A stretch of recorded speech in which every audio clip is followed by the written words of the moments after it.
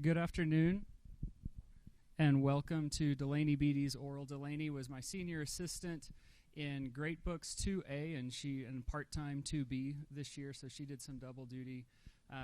She has a fantastic oral for us today, and one of the things we tell our students about orals is they can present a TED Talk version of their speech, and oftentimes students will follow their paper, which is perfectly acceptable. DeLaney today is doing more of the TED Talk version, so you may hear us ask some questions. In your paper, you said, and you may remember, I don't remember hearing that.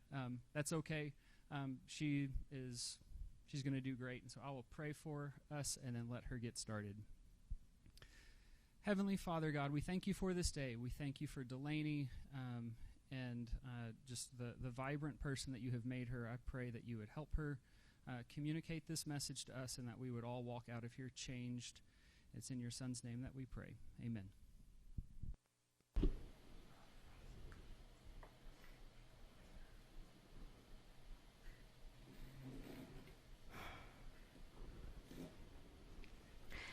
The Queen of Weeds will be invading soon, Drew told her princess sister. We must warn Mother Tree. DeLaney knew the dangers of the weeds in Arizona and agreed.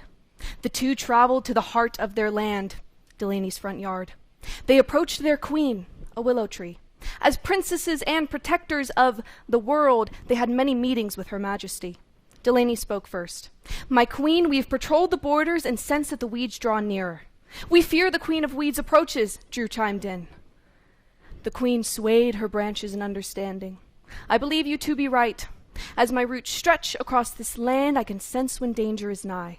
My princesses, you must gather our forces and plan for an attack. I cannot leave my position like many of our rooted citizens. Gather your courage. I will send what protection I can across the borders. The princesses obeyed and gathered their best weapons, plastic pipes. They journeyed to the edge of their world. The land was now vast with weeds, some even tumbling across the border. They thrust their weapons into the fiends, pulling them from the ground. But there were too many. Drew knew that the only way to win this war was to reach the source, the Queen of Weeds. Pause. DeLaney, we need someone to play the Queen of Weeds. Oh yeah, you're right. I'll ask Reagan and we can play again tomorrow. Are you wondering how the story ends? I hope so. My childhood was filled with stories like this, mostly with my friend Drew Stevenson. We lost ourselves in endless stories, playing so many different plots with a variety of characters. The World, the one that I just gave a snippet of, was our favorite. This is no surprise, though. As early as 2 or 3 years old, children play out different games with plots and characters and trouble and bravery, no matter how simplistic. Why does storytelling infect us at such a young age?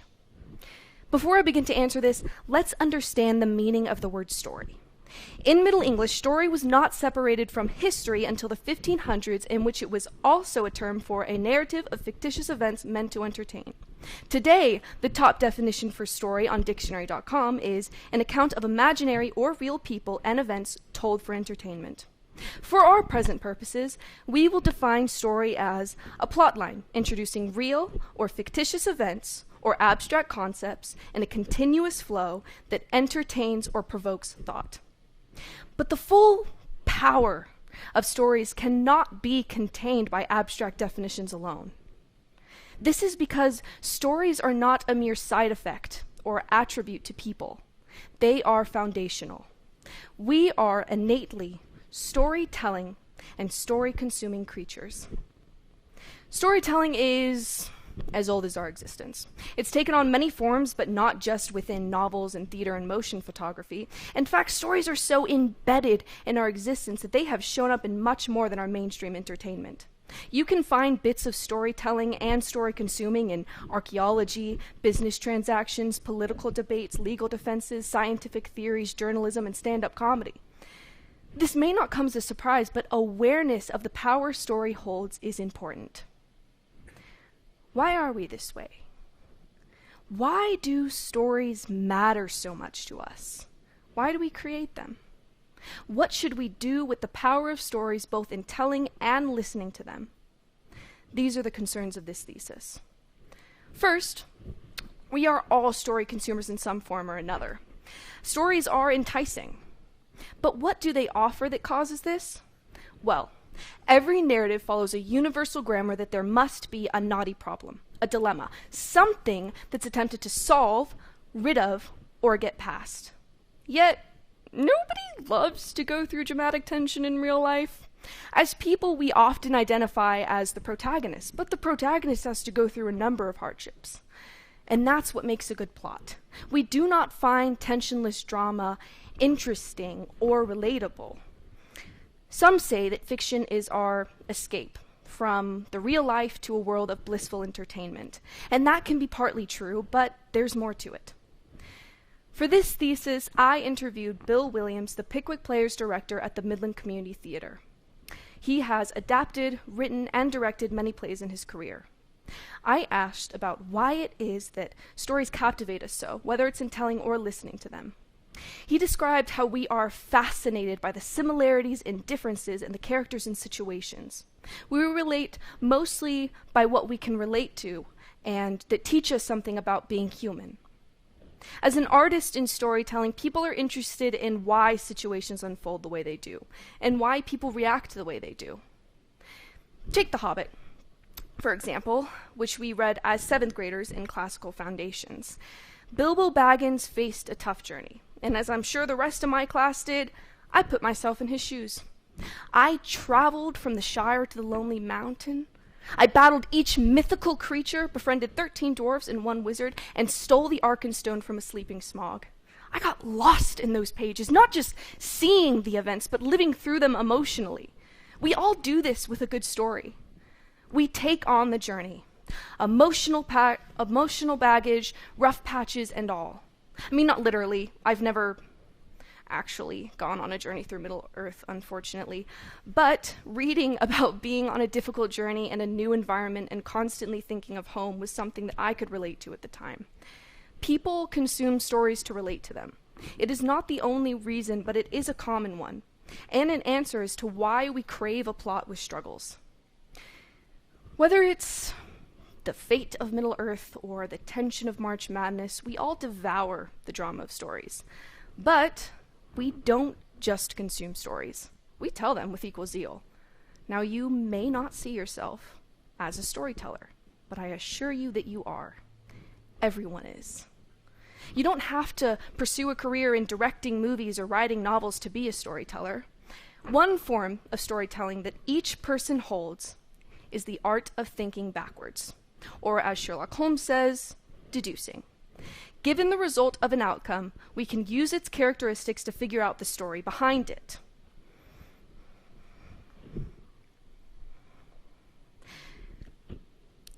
Like forensics, or, forensics on a crime scene, or, for example, if you were to find that your Kit Kat, which you'd carefully saved in the fridge, had been eaten by another, you may immediately assume it was your brother, Gabe.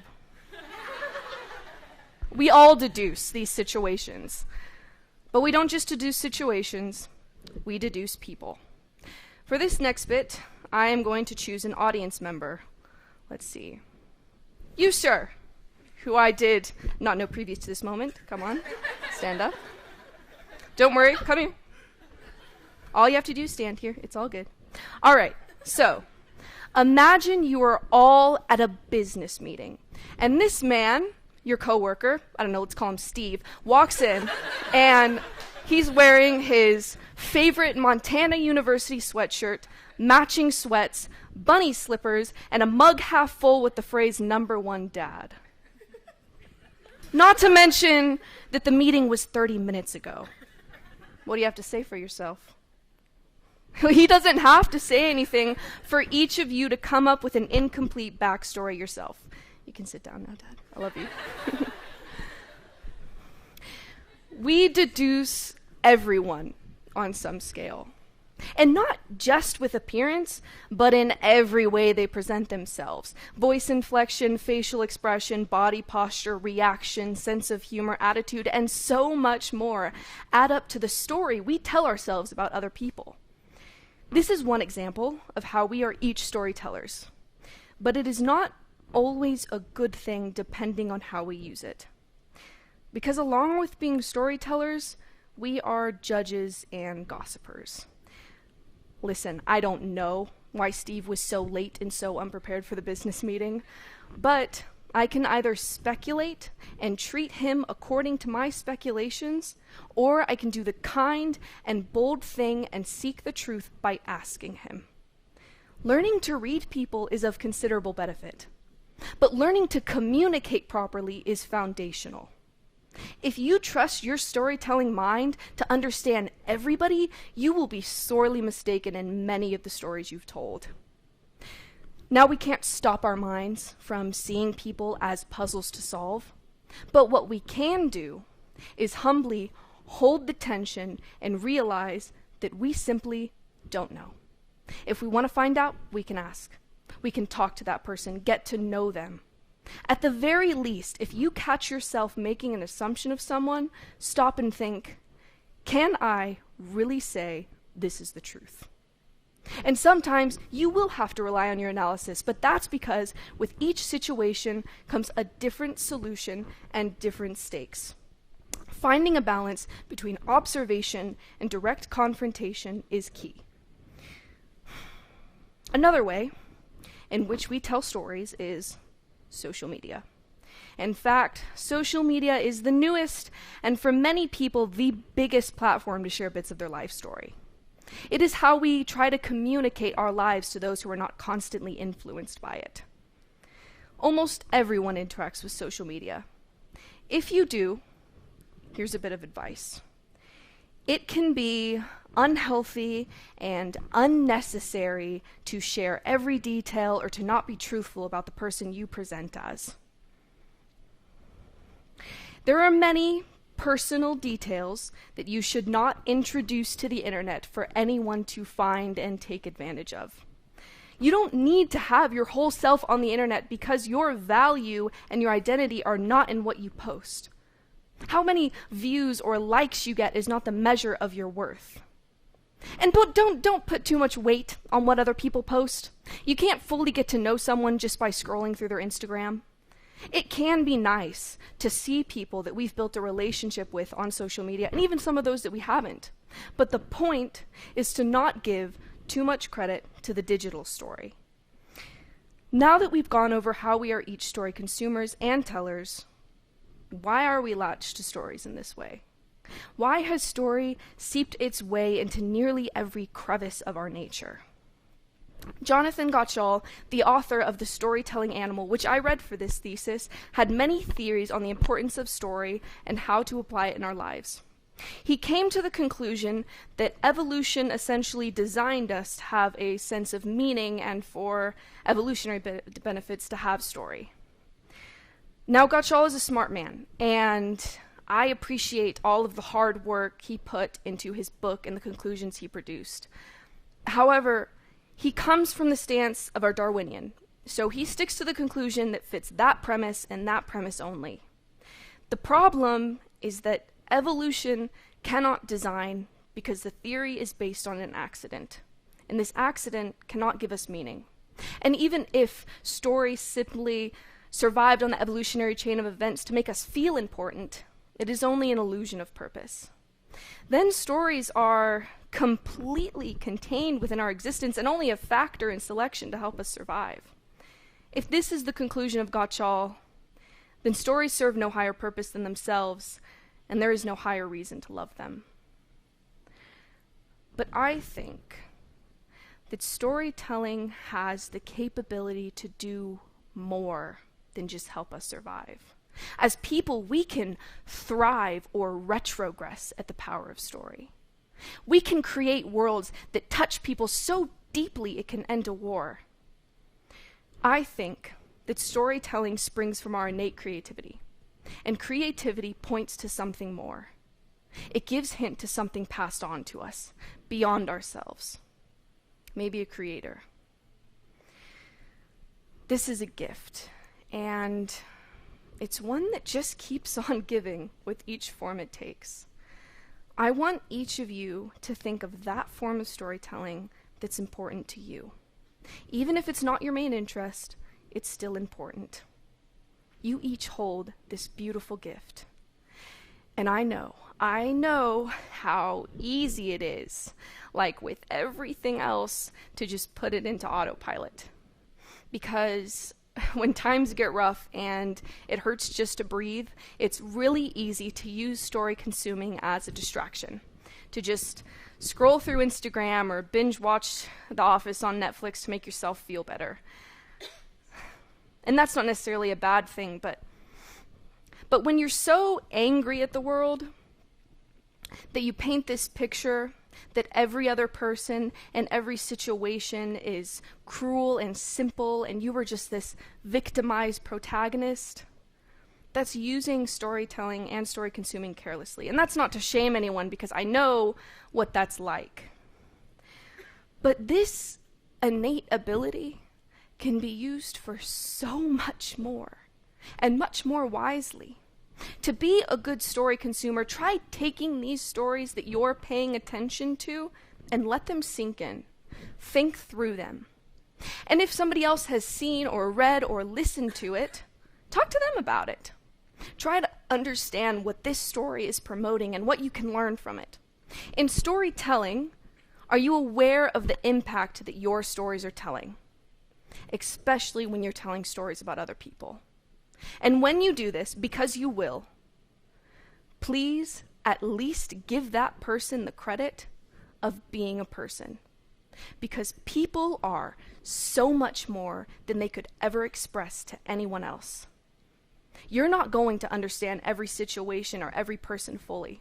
And if you use your storytelling mind to fill in all those gaps, it's not always going to be sufficient, or kind, for that matter.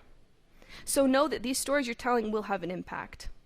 And when it comes to story consuming and storytelling, don't always let it go into autopilot, but bring it to the kind and intelligent mind that you were designed to have. In conclusion, the art of story is as human and natural as breathing. In one form or another, we are each storytellers, story consumers, story judges, and story believers. Maybe for you, it's books, or movies, or music, or dance, or forensics, or poetry, or even politics. Maybe it's just daydreaming in the clouds. Either way, it's there. We can take advantage of this. Understand the stories you are consuming, what they support and what they discourage. Discuss with others about the stories you consume. And be aware of the stories you tell about yourself, about others, and to yourself and to others.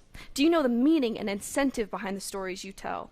How do you present yourself? How do you judge the story of other people? Make an effort to go past that mini Sherlock and try communicating. And don't be afraid to love stories. We could be made to love them for a bigger purpose. How we use this innate ability to love and share stories could make all the difference in our lives, because the stories we write us. Thank you.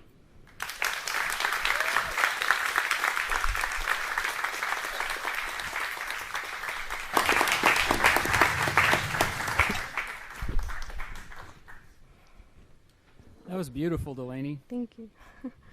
Check. That was beautiful, DeLaney. Thanks. All right. Well, my first question is, how does the story with the weeds in the world end? Okay, so basically we stopped playing for that day, Drew and I, because we didn't have somebody to play the Queen of Weeds, and we asked my cousin Reagan if she would, and she eventually did, and we got in all of our costumes, and we were all out there in the weeds of Arizona and battling these weeds. But then eventually Reagan couldn't take the heat, and she didn't want to be the antagonist anymore, and so she left, and we just kind of assumed that we defeated the Queen of Weeds because she left. And then at some point I think Mother Tree died, but I don't remember when that happened. Well, you abandon the field, you lose. All right, so what are your plans for next year? I'm going to go to Midland College for a couple years and then hopefully go into some sort of art school where I can study acting.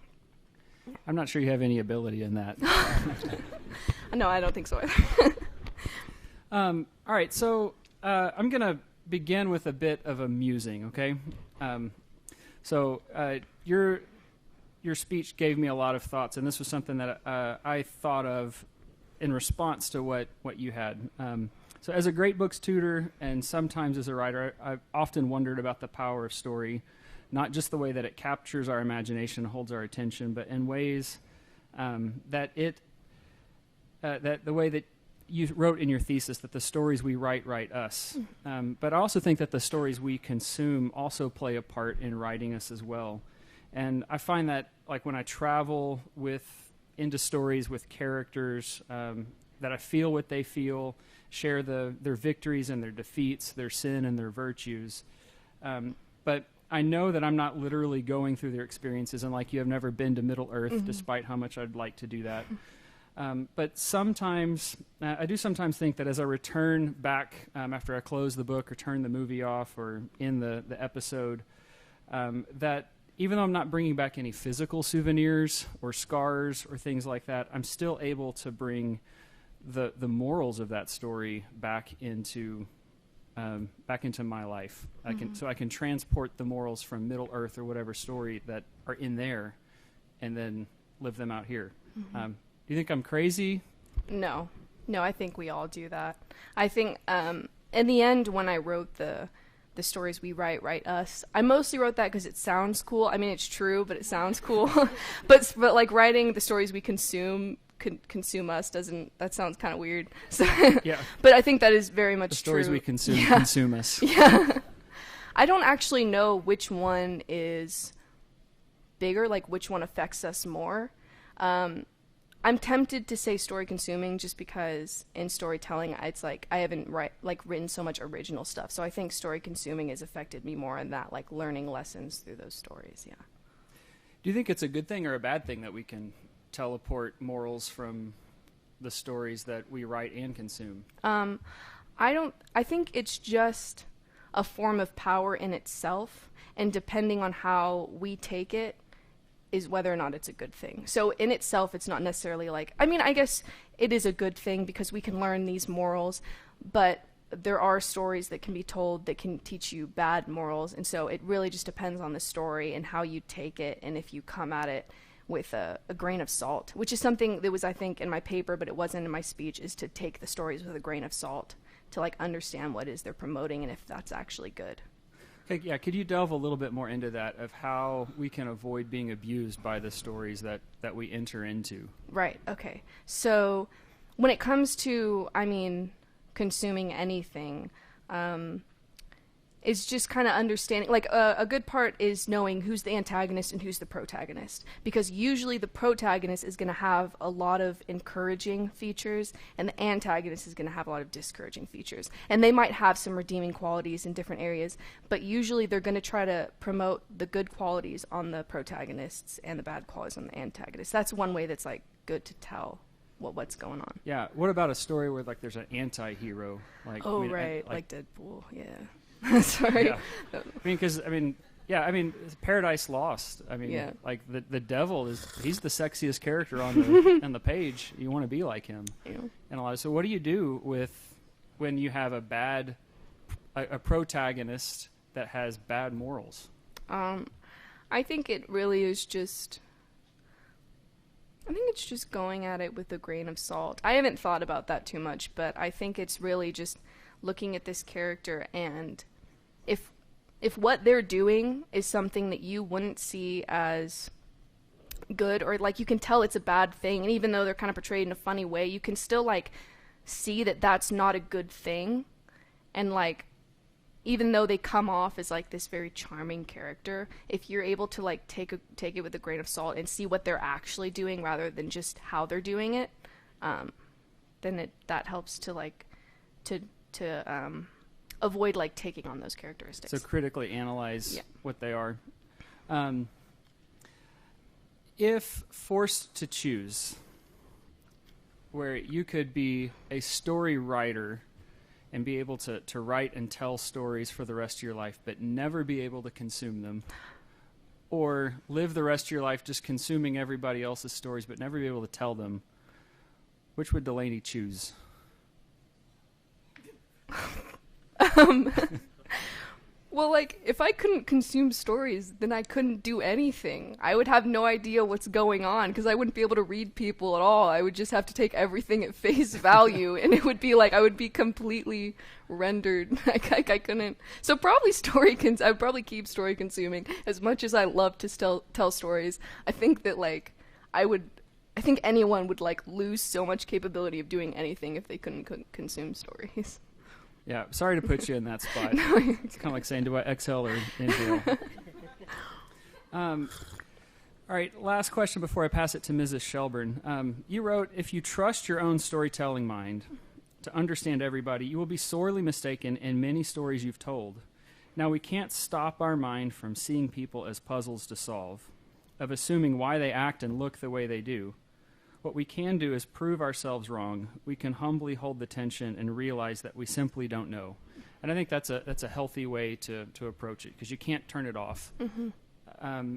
But are there times when you have to make a decision and tell a story without all the details? Yes, I think so. One that is like, so if you were to be approached by like a man in a bloody shirt and a knife, you would probably think, oh, he might just be a murderer. Maybe I should run. Oh no, I shouldn't judge him. Maybe I'll just stay here and see what happens. No, then you should run. That's like it really depends on the situation, but that's a case in which you should trust your storytelling mind to be like, I'm out of here. Okay. I think that's good advice. Good job, DeLaney. Thank you. I'm just making sure I'm okay. Last time I blocked the speaker, so I'm just making sure. Okay. Good job. I enjoyed your speech so much, and I enjoyed your paper. And, you know, I've been a fan for a long, long time, back from 7th grade, reading The Hobbit, because I loved it when you read it and everything. And so you chose something that's very dear to my heart, because I love to tell stories also, and I know you do too. And so in telling stories, how important is the audience that you're telling the story to? I think it's everything. If not the most important, it's like 90% of the importance. So, because you can tell a story and maybe just keep it to yourself, and that can still be good to you, but everybody receives that story in so many different ways. It like depends on the person, and it could really help that person in whatever situation they're in. Like for me, The Hobbit was really important to me because it was when I had just moved, and so it was like being in Midland and being away from my home. It was like scary, and so like reading about Bilbo being on this new environment and like being on his own, like that related to me a lot. So I think that's it's really important for other people to be able to have that story, and so I think the audience is almost the most important thing. Awesome. Okay. So as a storyteller, do we want that audience to feel sympathy or empathy? If I'm right, empathy is like relating to somebody else's emotions, like directly, and then is sympathy kind of like you don't feel their emotions, but you still feel bad for them? Is that Yes. is that You got it right? straight, yes. Right. That.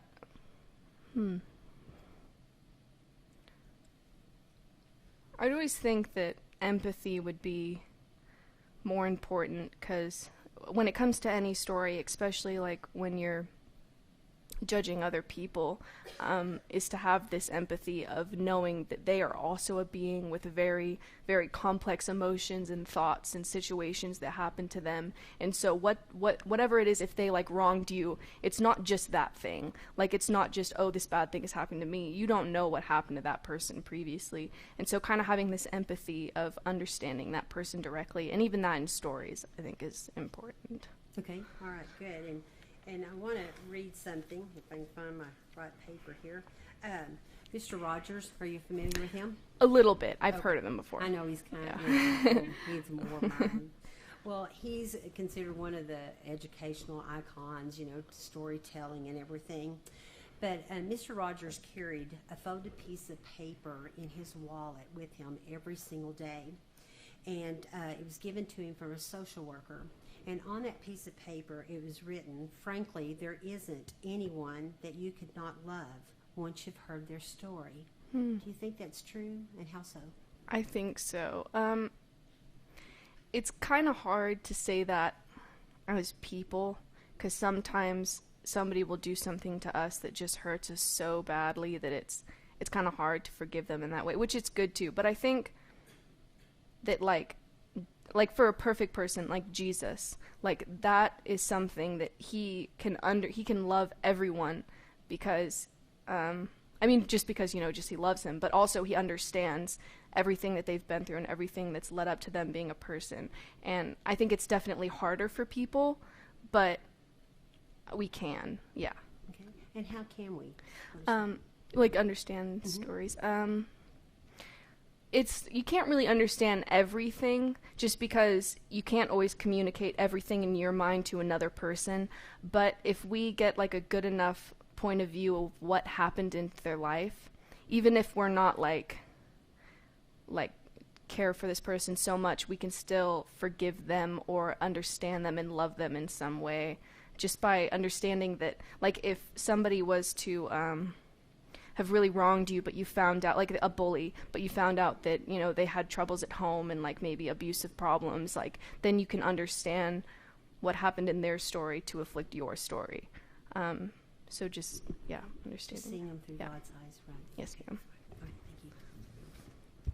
thank you. Hello. Hello. Is the coffee good? Yes, it is. Awesome. All right, so another, I guess, facet of stories that we enjoy are stories that have lots of layers, because having multiple layers and like perspectives is like very true to life. Like life's complicated. It's a lot of systems interacting. I mean, even what it took for all of us to be sitting here like today at this thesis, there's a lot that like had to go on behind the scenes. And so like lots of layers are true to life. But I guess like part of the problem with that is too that like lies also have layers, and the best lies mimic reality.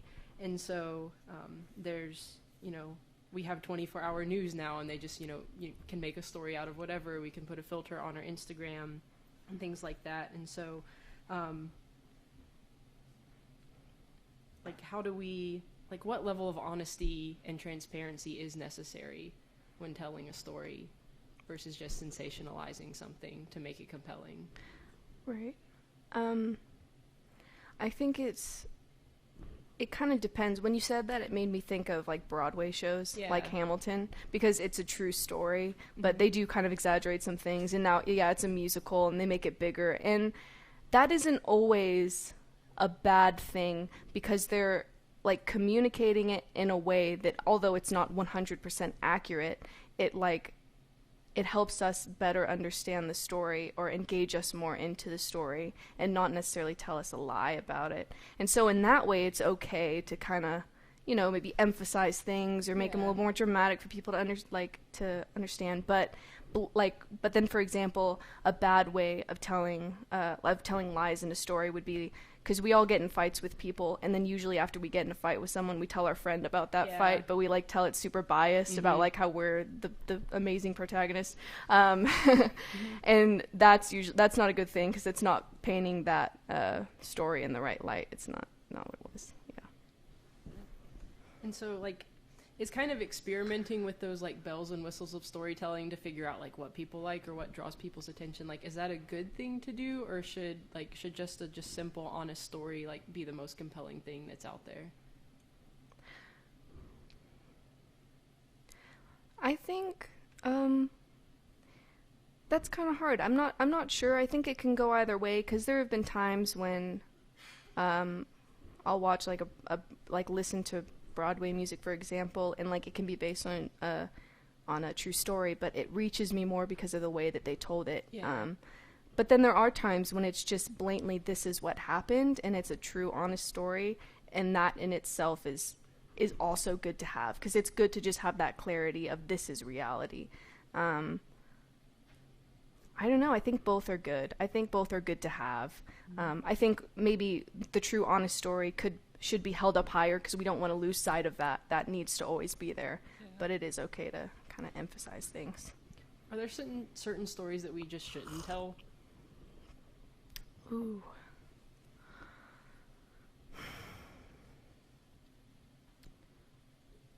I don't know. I think maybe if you have a story between you and another person and it's very personal to you and that person, and it's not good to share that with the rest of the world, it's just something for you two, then yeah, maybe it's better to not tell. But I can't think of a specific story that it's like we shouldn't tell this story. Yeah, that's the only kind of thing I could think of that would relate to that, mostly. What's your, I guess, like, what's one of your favorite, like, modes of storytelling that's kind of evolved over the years that you think it just keeps getting better and better and, you know, let's keep going? Let's see, my favorite, I know this is basic, but I love film. I love the way story is told through film. I love the cinematic, the ways that they film it in like different angles, and like maybe in Phantom of the Opera when they would have like the different colors for the different symbols. I love, because there's so much you can do with film. I love that. That's probably it like combines a lot of different storytelling mediums into like one big happy party. Yeah. Sweet. All right, I'll pass the mic back to Mr. Schumann. I think one of the more powerful things that you said in your paper is, I'm paraphrasing you here, but it was, views and likes are not the measure of your worth when you're talking about social media. So if views and likes are not the measure of our worth, what is? I had a feeling someone would ask that. Consider it asked. The measure of your worth. A lot of people have different opinions on this, and I think a lot of people in here would agree that the measure of our worth is who we were created by, like how God designed us, and in our relationship with Jesus. And like a big thing, especially that's taught at MCA, is finding your identity in Christ, and that's a big thing that people identify with worth. I don't know, that's a really hard question for me, to be honest. That's something that I think I'm constantly learning about, is where our worth comes from. And I think a lot of it comes from loving other people and being kind and doing things not just for ourselves. Not that it's bad to do things for ourselves sometimes, but being genuine and loving people even if there's not a reason to love them. I think our worth comes from things like that, yeah. Okay. Do you think it's possible to love if there's no such thing as story? Ooh.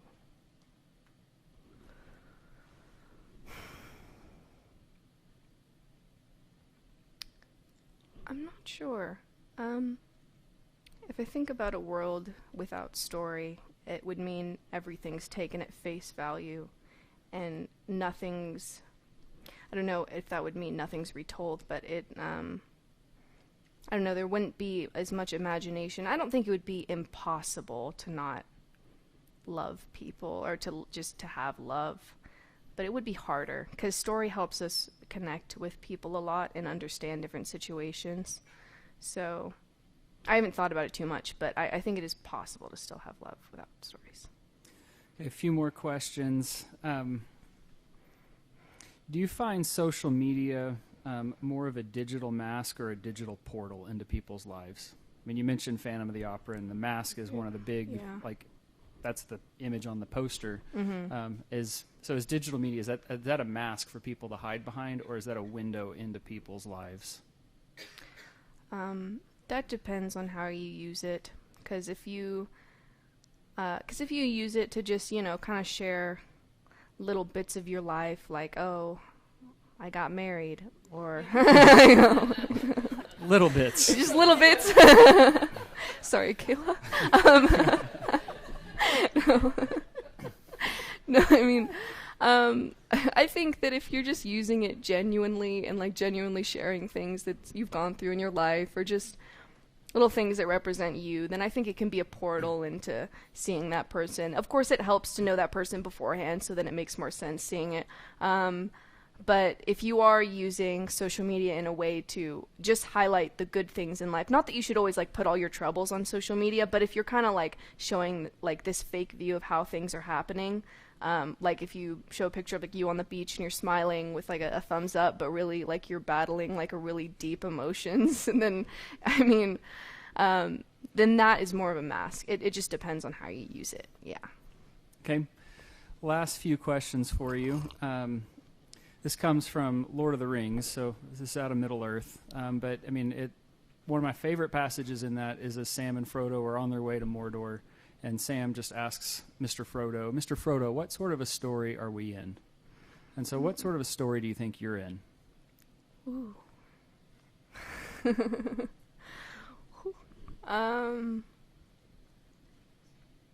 Right now, I think I'm in that part of the story where, you know, you went up the mountain for so long, and then suddenly there's like this ditch, and you're trying to get your way out of it, and you're making progress, like arm by arm, like step by step.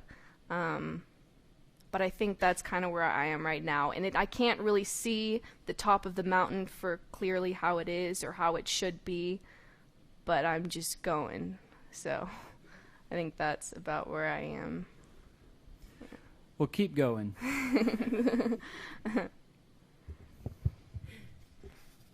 Okay, DeLaney. In your paper, you talk about so many things that you didn't cover, you know, in your speech and everything. And then you talk about, you know, storytelling and consuming can be found in all these different areas. And you say the scientific theories. Mm-hmm. And down on your footnote, it was talking about dreaming. Can you share a little bit about what you discovered? Oh, the dreaming? Uh-huh.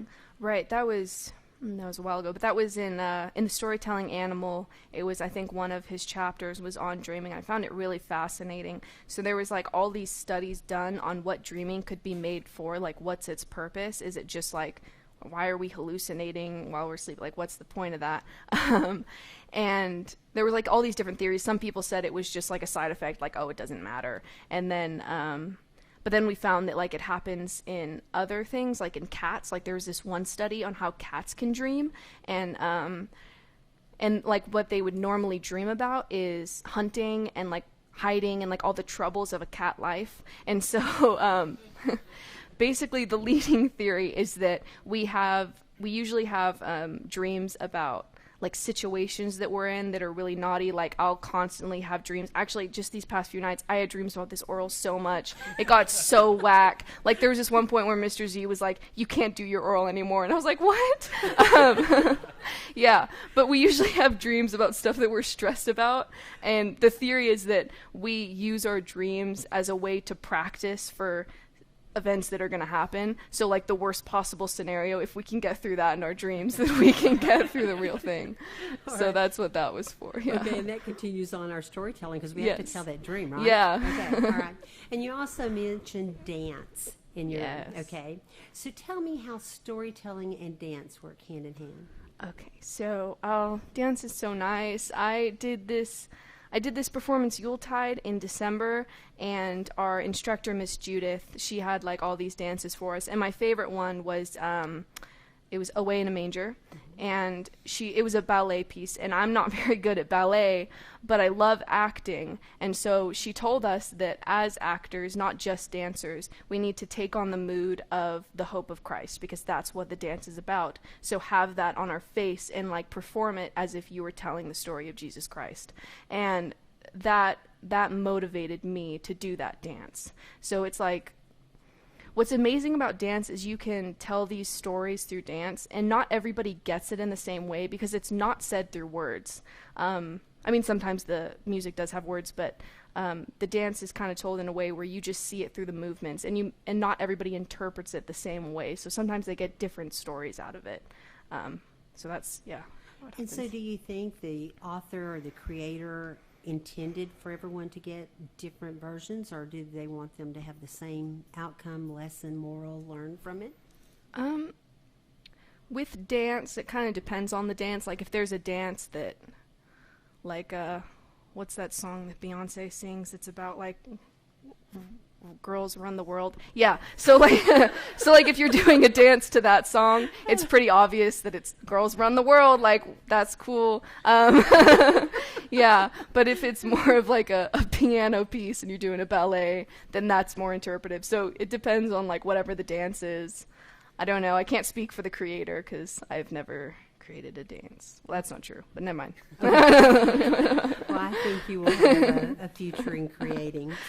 Well, DeLaney, as my usual tradition, I do have a test for you, and I hope it won't disappoint you. And it's all official with MCA, address on it and everything. And it's even sealed, just like we did in The Hobbit. Okay.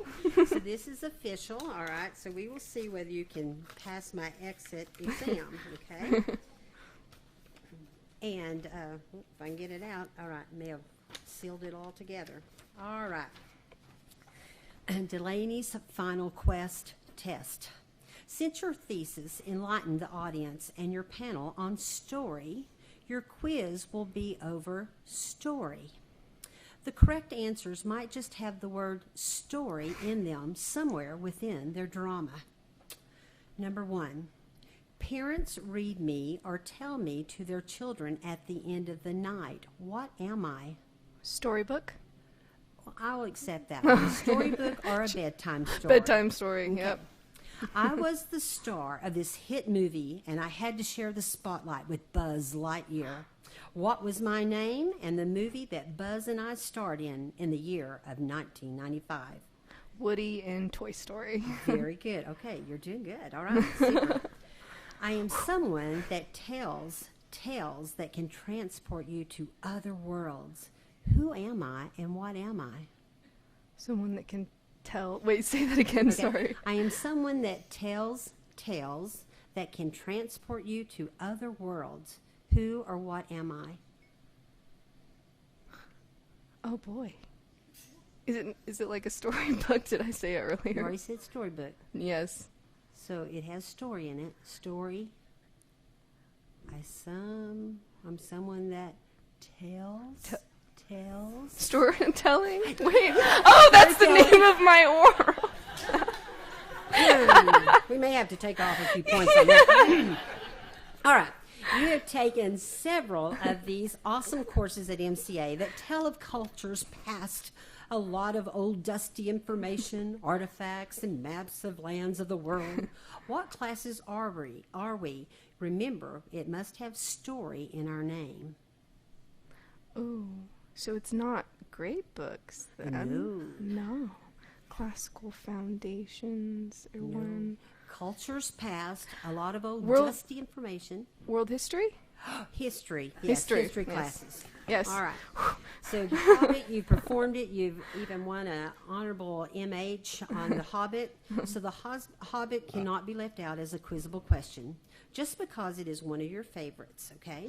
So we're going to go back to room 6 when you were in 7th grade, and we are reading through the awesome adventure of Bilbo and Gandalf and those 13 dwarfs experiencing through Middle-earth.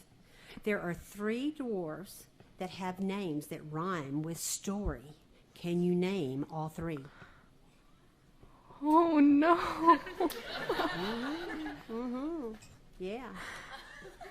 Oh man. All I remember is Bilbo's round door, Okay. but I don't know.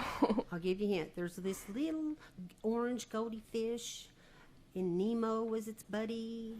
What was Oh. her name? Oh, Dory? Dory. That's Dory. one. Oh. Okay. Dory. Okay. Oh, that's a Dory. Okay. Dory. Dory. Ori? Ori. Ori. Nori? Okay. All right. Thanks, DeLaney. Your sweet smile and your enjoyment throughout your oral qualifies you to receive a passing grade on my exit exam. I love you, and thank you so very much for letting me just have fun with you. Okay.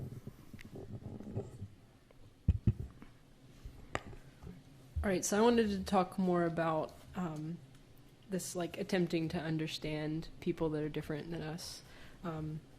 Where do you think Christians fail at this? Because I think we fail at it a lot. So, I think that it's interesting because Jesus is the most accepting person, but Christians sometimes get this mindset that because they know the truth and because other people don't, that that's all that the other people are, is that they don't know, they're not like us in that way, and so it's easy to kind of get in that mindset that, oh, because I know the truth and they don't, I don't really need them in my life unless they accept the truth. So I think that's kind of, that's kind of like the basis of where Christians start to fail. And, How do you think that we can, I guess, learn from people that we judge as different if they don't have anything to offer? I think we can learn that, as Christians believe that God created everyone, and he created them all with a purpose and with innate abilities, and he's going to use those abilities whether or not they believe in him, and so he can still use those people. And so understanding that that person still has worth, and even if they don't believe the same thing, they still have that worth, and getting to know them in that way, and knowing that they can still be useful. And what do you think is a loving way to do that without expecting somebody to, I guess, because a lot of times we want people to come to us on our terms, we want them to use Christian language and stuff like that. And I think of Paul, where he went into a town and there was the altar to the unknown God, and he says, oh, hey, I know who this is, I know the truth you've been looking for. And so how do we approach people in a loving way without saying, you have to meet me on my terms and in my language and in my framework before I'll give you a chance?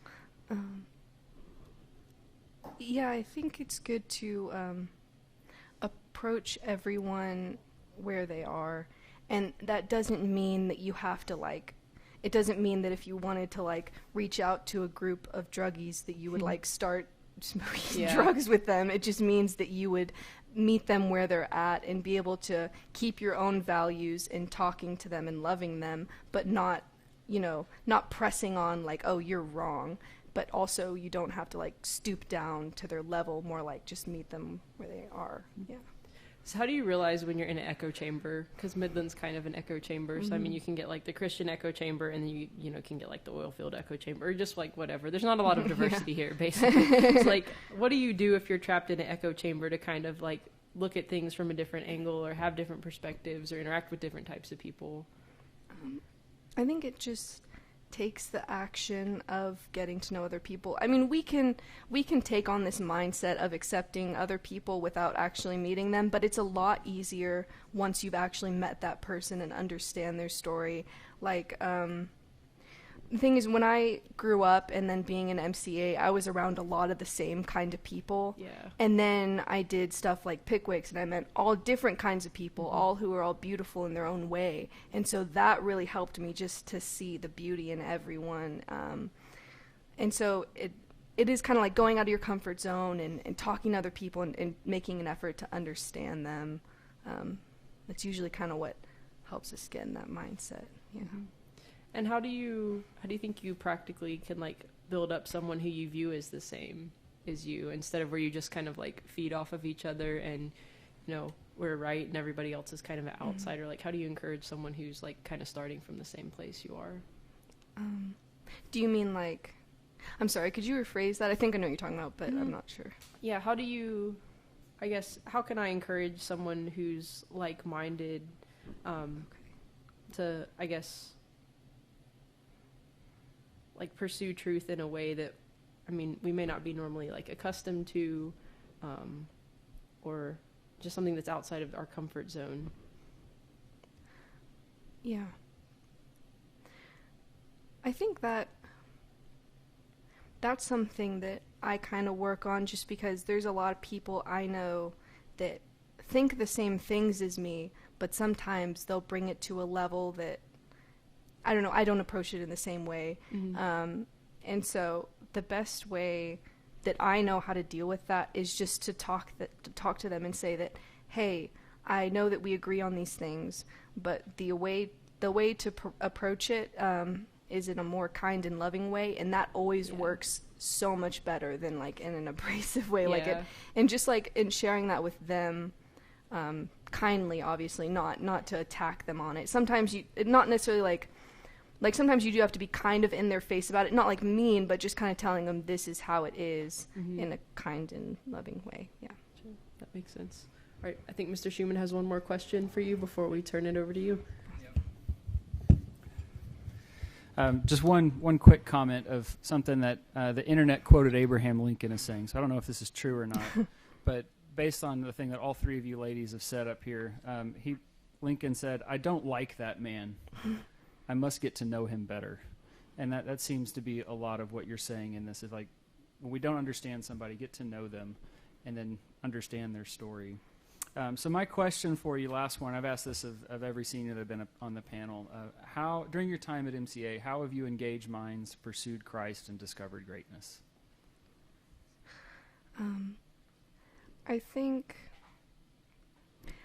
my first few years, I didn't quite grasp that concept because I was kind of in my own world and kind of doing that thing where you paint the picture is like everything else is kind of simple and it's all about me. And but I think towards maybe my sophomore or junior year, I found maybe serving others in a more engaging, and serving others was like bigger for me. Because I had a lot of good examples in Pickwicks and at MCA, and especially when I became an RT leader, it was interesting to see those kids from when I was that age, and I felt like I could reach out to them more. And then being a senior assistant, I've loved doing that because I feel like, because I love reading books and analyzing books and knowing what's going on. And then since you let me teach on some of those books, that was awesome because I got to teach on Beowulf and Romeo and Juliet, and I got to kind of,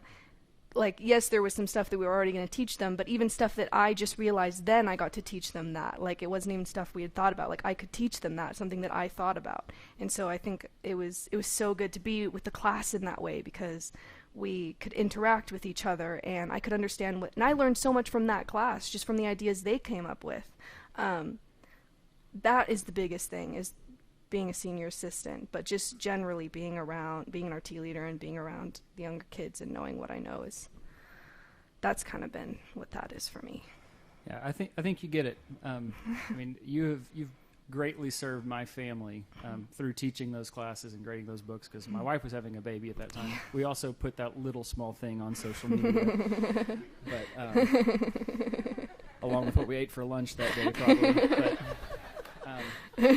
But anyway, all right, it's your turn to ask us a question, DeLaney. All right. Oh, wait, I can just... I don't know why I thought I needed that. Okay, so my question is the same for all of you, but it's like a very broad.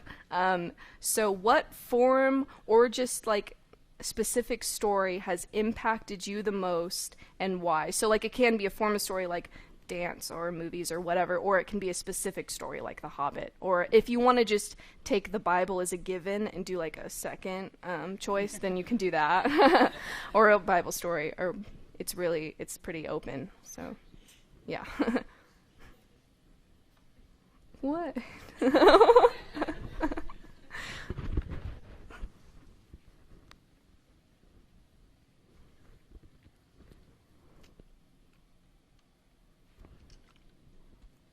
Or it can be somebody else's story, like somebody that's told you something. Whatever, you know. For me, it's the Brothers Karamazov, which we read in Great Books 4. Like the level of writing in that and the individual characters in that all have different stories. And one moment within that it haunts me. Is there's this lady named Grushnika, or Shneka, I don't know how to say it, it's Russian. But she's basically a prostitute. Mm-hmm. And she is trying to tempt somebody, and then at the last minute decides not to. She doesn't want to corrupt this person. And she tells this story that she once heard of this old lady who had an onion. And that was the only good thing this lady did. It's like she died. This old lady died. She goes to hell, and she's in hell. And St. Peter says, "Hey, is there any good thing we can do? Is there any good that she did that we can redeem her?" And he says, "Well, she once gave an onion to somebody, And so they reach this onion and they bring it down into hell. And she reaches and she grabs this onion and she holds on it. And they start lifting her out of hell. And then everybody else in hell grabs onto her. And then she goes, let go of this is mine, and kicks. And then the onion breaks.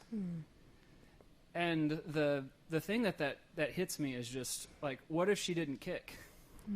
I mean, could her love, I mean, obviously that's not Christian theology and all that, but that's not the point. I mean, the point is just as we choose to love other people, the ramifications of how that can redeem so many other people is something that has really stuck with me. It's a good one.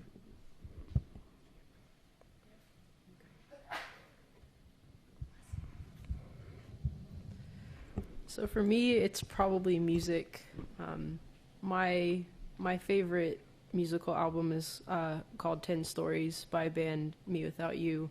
In my classroom in room 2, there's a skateboard with the deck facing out that's hung on the wall, and it's the album art from that album.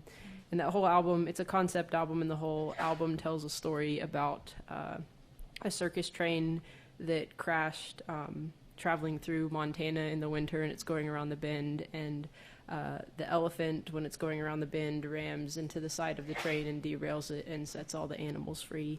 And so, like, the whole story is a metaphor also, and there's a lot of, like, real-world events that mix in with that. So there actually was a circus train that crashed, and then later the elephant is hung at the gallows, and there was an actual elephant that escaped from a circus at one point named Mary that was hung at the gallows after she escaped. And so it intermixes a lot of, like, fantasy and then real world events, but the elephant's is the God character in that whole metaphor, and so derails the train and sets all the animals free. And so there's like 5 or 6 animals, and so over the course of the album it follows each of their different stories and kind of what they do with their freedom. And so, some of them go back home to their families, some of them wander around in Montana and don't know where to go, some of them stay on the circus train or go back to the circus. And so there's just a lot of, like, philosophy, psychology, like, history, creative storytelling, and writing, and then just I really enjoy it musically as well. And so I mean, you have to listen to it all the way through, and it almost, like, brings me to tears every time I, like, listen to the whole thing. But it's just very beautiful and thought-provoking, and tells a story from a lot of different angles and interpretations of just, like, that situation and what do you do. And so I love music in general, but that's kind of, like, my favorite out of all of the music I've heard so far. So yeah. I'll have to listen to that. That sounds really cool. Yeah, it's awesome. Okay. Well, mine's not as in-depth as theirs. Okay. In college, I took one of my semesters. I had to take kiddie literature, is what we called it. And so within that semester, we read 3,000 books. 750 of those were alphabet books that we had to evaluate and everything. So, children's literature has always been so special in my life, and I love that. And I love, giving my kids that and explaining. And I just think children's literature is just so open and honest and simple, and it teaches the greatest lessons that we've ever had. And so right now my special one is Ferdinand, because my little girls love that one, and so we're learning all the lessons through Ferdinand. But I just love that, and and God says just make it simple and love, and I just love the lessons that are taught through the children's literature, and just one day hope to write a book one day. So anyway, that's kind of my story. Oh, you totally could. You totally could. Well, DeLaney, I want to thank you for, again, just all that you've done in Great Books 2 this year. You've graded papers more thoroughly than I have. You've taught well. You've done quizzes. You've done attendance. You've really gone above and beyond in that, and served our classes. You've served my family, and you've served MCA, and I really appreciate that. And also want to encourage you, just as you should go off to Midland College and continue your story, and then continue hopefully telling other stories through acting.